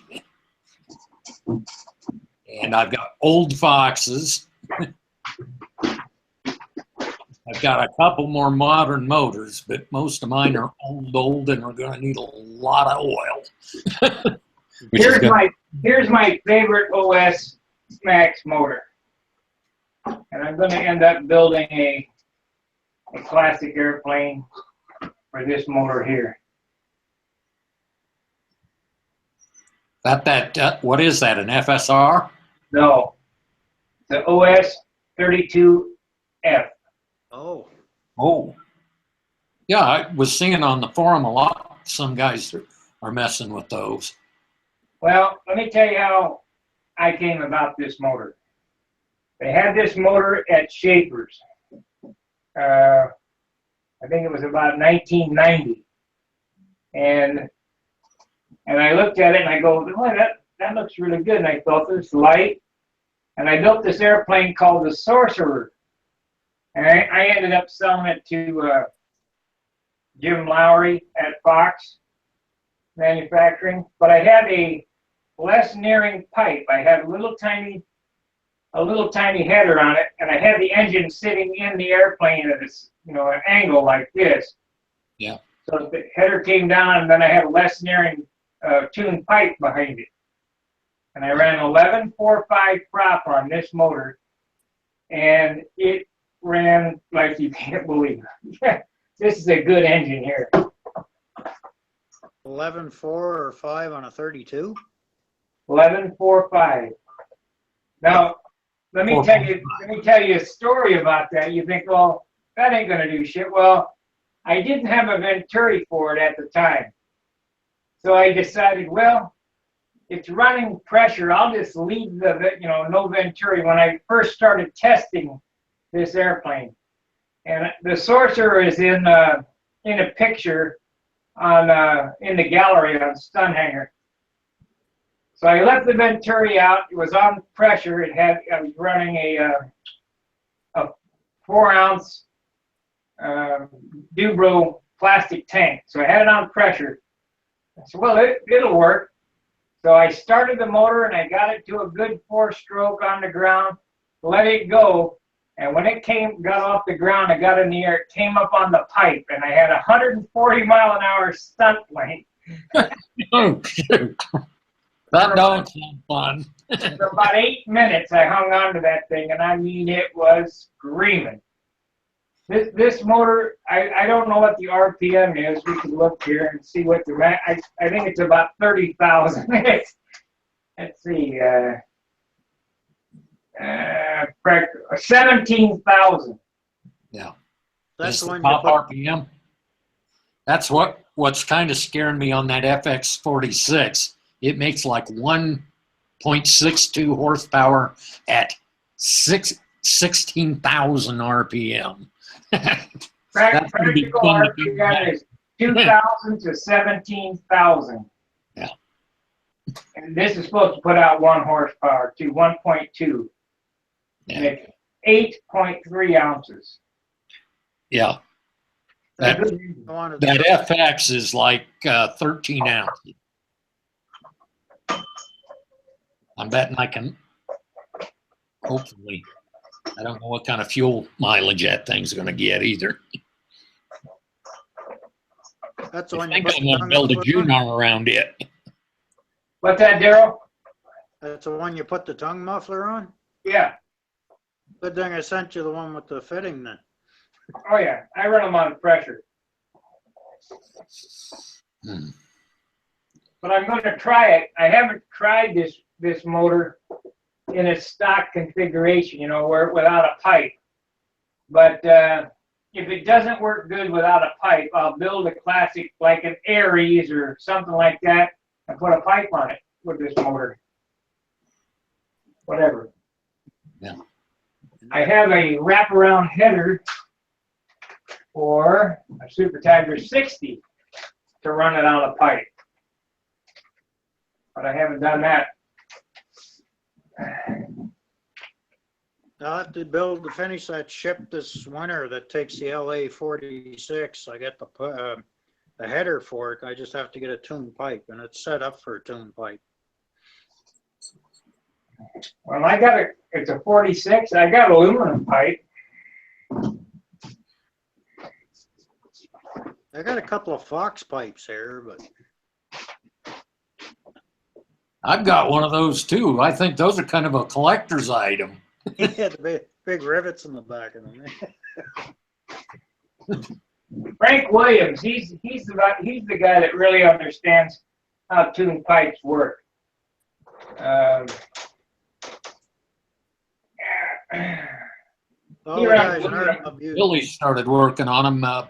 Dean Pappas was the one that did a lot of the scientific work behind it. what you guys got to understand, those pipes that Billy's making and all the stunt guys, they're not really tuned pipes. They're mufflers. A pipe works on a sound wave. What it does is there's a distance from the center of the cylinder head to the first cone. So the first cone, and it's expanding this way. Yep. The wave expands this way, and then it contracts on the back end. And the distance in the sound wave is a piston travel, and the sound wave heads back this way. So what it's doing is it creates a venturi action. It's sucking in through the carburetor into the lower end, and it's going up through the ports. And then if the ports stay open long enough, that's the overlap where the intake and exhaust port, the bottom of the piston is above the exhaust. It charges the head pipe. So that second wave on its rebound shoots that back into the cylinder, supercharging the top end. That's a true tuned pipe. What they're using on our stunt planes is a muffler. It doesn't have a second wave. It goes back to a baffle and dissipates. Yeah. And then the next thing that people got to understand about tuned pipes is they're only good for 1 RPM. Yeah. Well, you know, this doesn't matter if it's a motorcycle, doesn't matter if it's a model airplane motor. It's only good at 1 RPM. That's all it is good for. So Yeah. there's a lot of science in the expansion chambers. The diameter of the stinger, the big diameter gives you torque. Long, thin stinger gives you RPM. And that's all adjusting the sound wave. See the pattern ship guys moving, adjusting the lengths on their new planes on the tuned pipes, getting them dialed into where they want them. And one of the big things is getting the distance right from the pipe to the port. Now, Randy has it. Randy Smith and Billy have it worked out pretty well that they got it figured from the center of the glow plug back to the first baffle, and each of the motors that they design, you know, they have a certain volume of pipe or whatever, and they work good at 17 1/4 or 16 3/4, whatever his pipe, and that's good for that RPM, but it's not really a tuned pipe. It's a muffler. Yeah, see I was almost thinking it would be more like a motocross bike with a Skyway silencer on the end of the expansion chamber. Nope, not how it works. You guys using carbon fiber pipes or use the aluminum one? I use carbon fiber. I got a couple aluminum ones back there, but they're true expansion chambers. The problem with using a true tuned pipe, and it will work because Frank Williams was using a true tuned pipe, is that they offer so much boost that they tend to charge, where the muffler tends to hold you back. They're using the back pressure of the muffler to hold the engine back. But on a tuned pipe, it wants to charge, so when you turn the nose up, it just takes off. They can still get that stuff, and I tell you, those carbon fiber pipes. Oh yeah, Billy's making them again. Okay, They're about 100 1/4, I think. so 300 Canadian.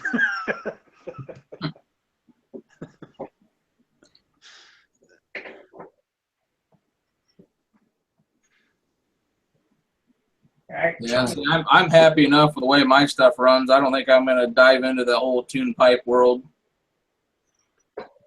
Well, Looking at it. I like my 75s. They run like a Super Tiger 60, but have twice the horsepower that a Super Tiger 60 has. I was swinging a 15.55 prop on my Thunderbolt, and you could take that Thunderbolt and turn the nose up, and I know darn well that if I had somebody launch it, it would launch right over the top. Boom, it would go away. more torque. Yeah, the only reason I want to mess around with it is I got that plane I showed you there, and it's set up for the 46 with a tuned pipe. So just because I have it, I was going to try it. But the only Which thing I plane don't was have, that? eh? Which plane was that, Daryl? It's just something they came up with. It kind of looks like a little XL. Got a foam core wing on it. It's very light. Could you notice a lot of wake turbulence with your Thunderbolt, that 15-inch prop when it was calm?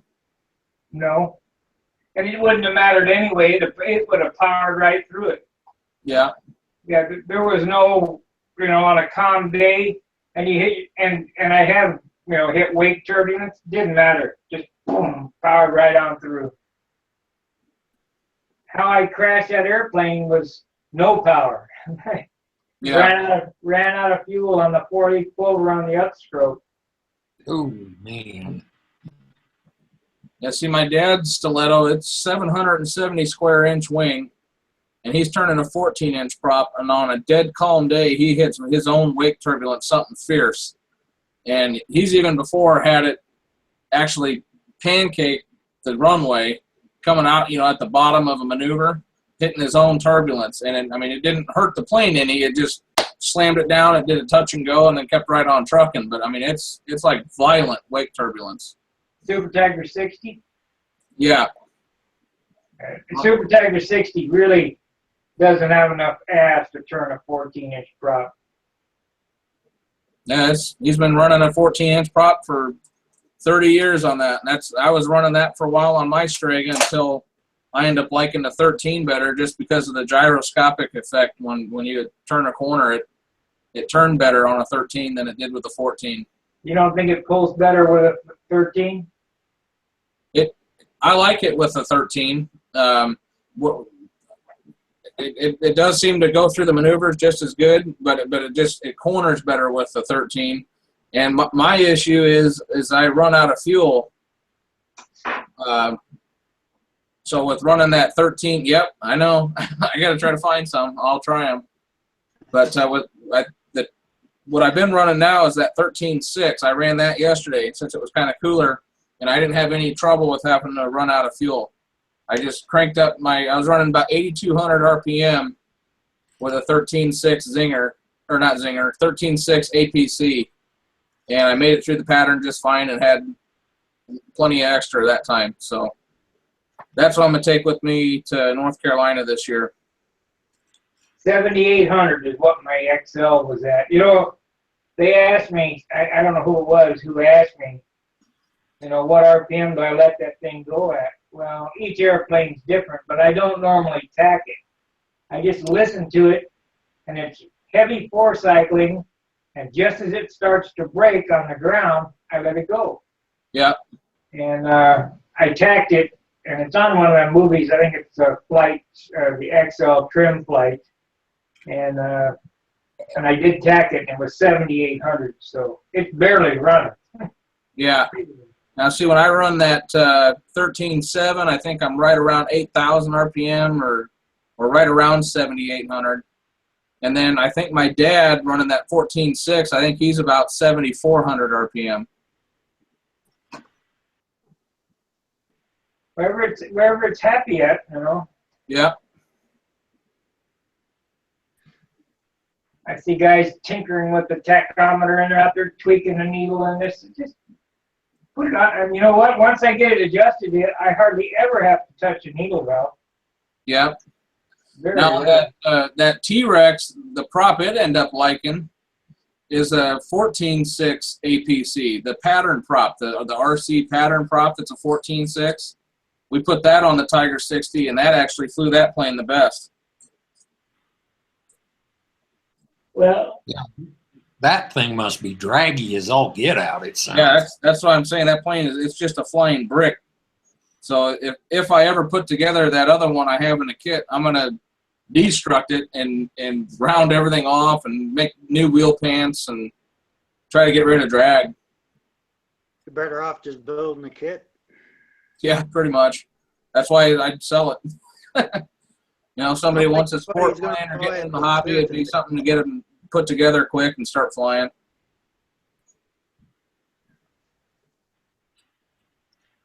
I still can't bring myself to 160 size ship, so I'd almost think about it.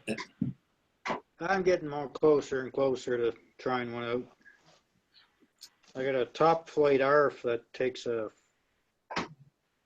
to a 51, but it's kind of halfway there, I guess. Score, it's called. Yeah. There's a guy in our club that flew one of those for several years. I hear good and bad about them. Yeah. Well, one guy in our club built one take apart. He modified it to make it so it was take apart. And he would travel out to California and back and fly out there with it. Actually, the one I have says you can take it apart. The tail bolts on and the wing bolts on. It's got a hatch for the elevator horn, so you can get in there and flick the horn off. Ah, maybe that's what he was doing then. I take them apart when they hit the ground. Yeah, put them back into a kit. If I was flying 40s, I'd buy these rev ups. They got some rev ups on eBay right now. Some EWs. Oh yeah. 10.6 EWs. On Greed Bay? Yeah, I keep looking for propellers. I always look on there. Rev ups, eh? Yeah. I'm gonna try the sword. Am I crazy? But I seem to remember when I talked to Eric Rule that he makes a prop that is a copy of the Rev Up.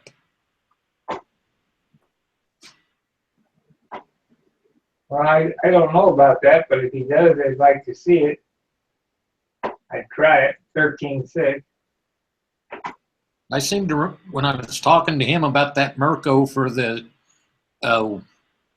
Spitfire, I think he he basically is making a copy of the Rev Ups, I think. Here's some combat props, some 7.9. A bag of them for $30. No, thank you. My dad flew a Super Satan with a G2135 with a 8.8 Tornado on it.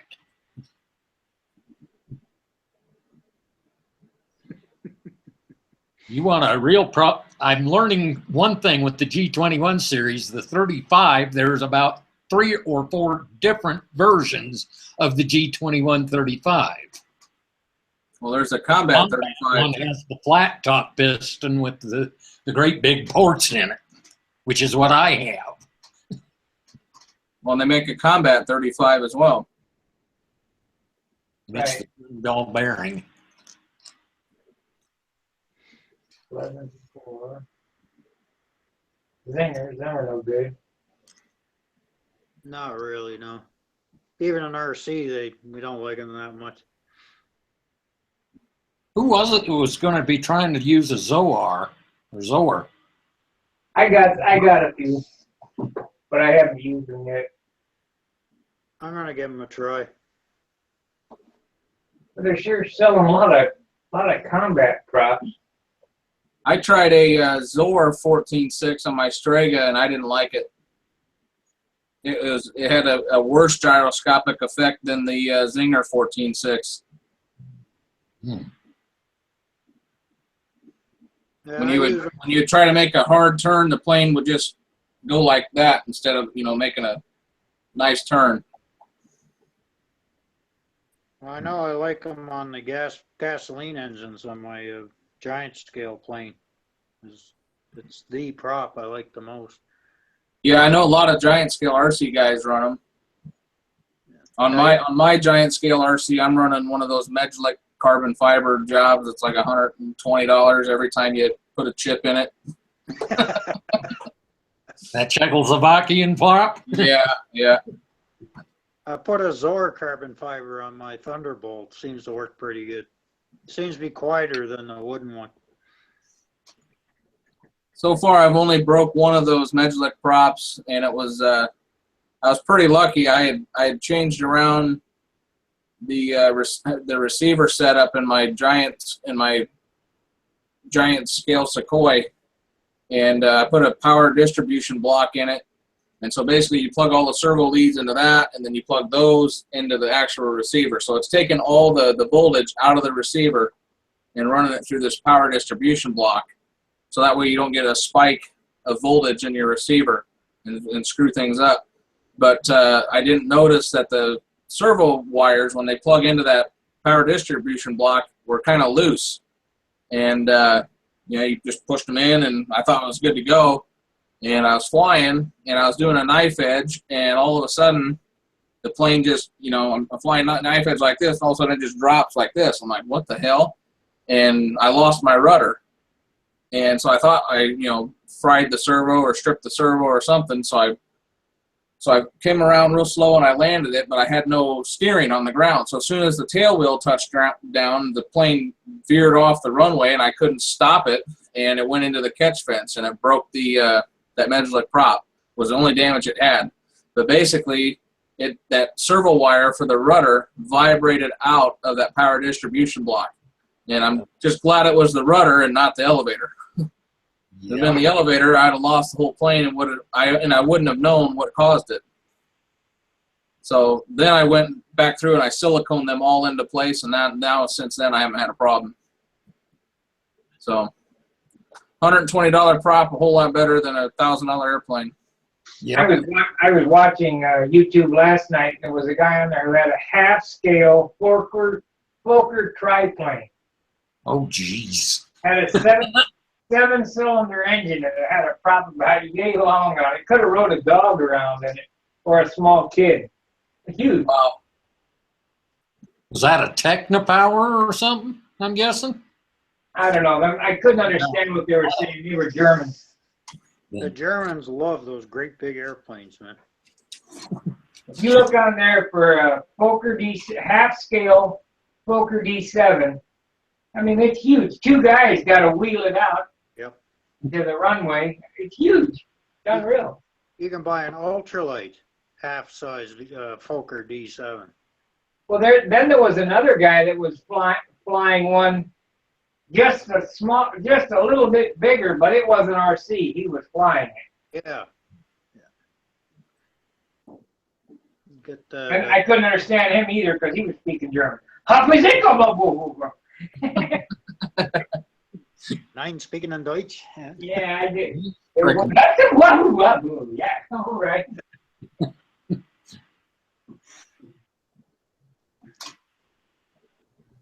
Well, I think we're going to wrap it up. It's 2 minutes to 11. Okay. Yeah, I'm about tired tonight. We'll see you all Wednesday, I guess. Right. Well, If I'm around, I'll jump on. thanks for coming. Yeah, we'll catch you guys later. All right. Be sure to like, subscribe, and share my videos. Till I see you guys again. Fair winds, tight lines. See ya. See you later.